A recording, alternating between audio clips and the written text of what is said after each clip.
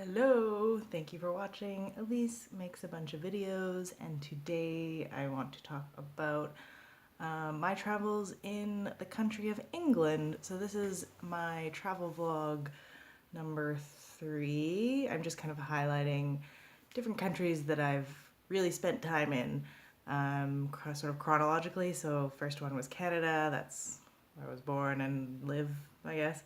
And then the second one I did was the United States. And so number 3, England is actually the third country that I've ever visited in my life. I have some relatives who live there. I went when I was 13 with my grandma, who is English, and we went to I think it was Oxfordshire. I'm not sure if that's where they're living now, but anyways, I'm pretty sure it was somewhere in that area of like the southeast, southwest side of England. We spent like a day in London, and we went to Brighton and took the ferry over to the Isle of Wight, where my uncle and aunt were living at great uncle and aunt were living at the time. And that was like a 2-week trip during the summer when I was right before high school when I was 13. Really cool experience. And yeah, and then recently I went back to the UK with a 2-year working visa, and I traveled around a bit. I really liked Cornwall. I was there during the winter, unfortunately, so it was a bit sort of desolate and void of people and sunshine, but it was very rainy, so that was good. Uh, no, but it does have like really nice like beaches and stuff, but that I imagine would be nice in the summertime. Apparently, people go there to go surfing, and the waves are actually pretty violent at times. I think there's been a lot of drownings and stuff, so if you're not good at swimming, don't swim in Cornwall, I guess. Lots of like farmland and just like coastline sort of stuff. I think the main thing in the UK, like recreational thing that people do, is just like go on walks. And it's really cool actually because there's like this law about right of way for pedestrians. So there's a lot of trails that go along and through people's properties. And as long as you're just passing through, you're allowed to sort of like go through people's properties, which is very much the opposite of the like North American mentality where it's like, oh my God, you're on my land, I'm gonna shoot you or whatever. I don't know why I went real southern there, but anyways.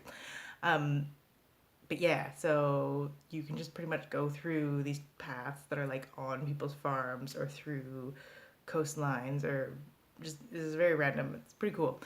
So that's a thing like people like to do. Where else?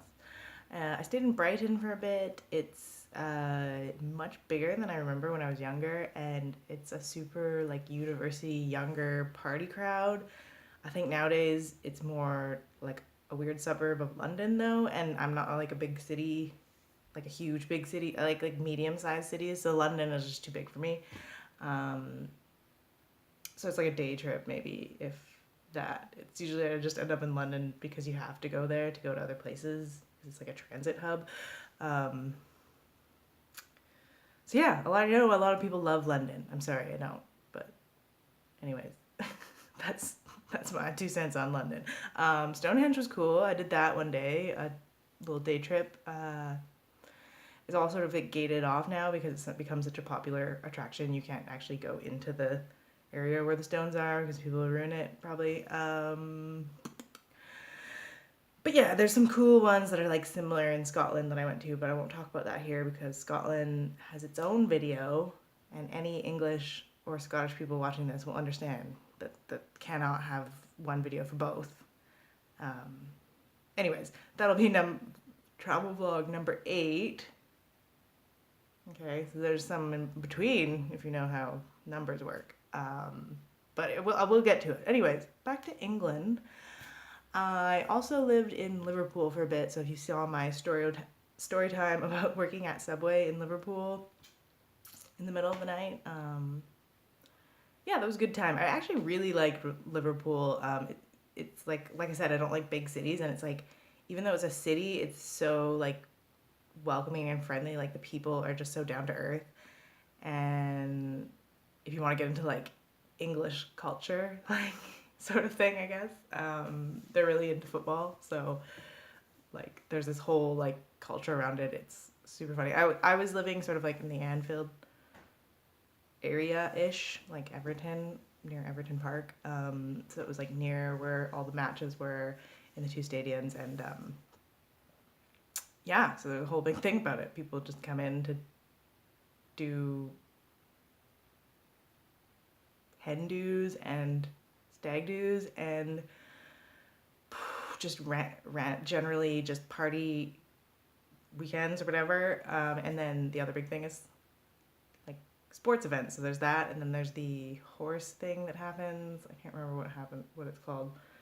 But anyways, it's just like a big horse racing thing. So yeah, it's like a big sports town, and it's pretty affordable for England terms. And yeah, it's near like northern Wales. You can go to a trip over there, or like sort of near the Lake District. So there's a lot of things around there that are really nice. I really liked Northern England a lot.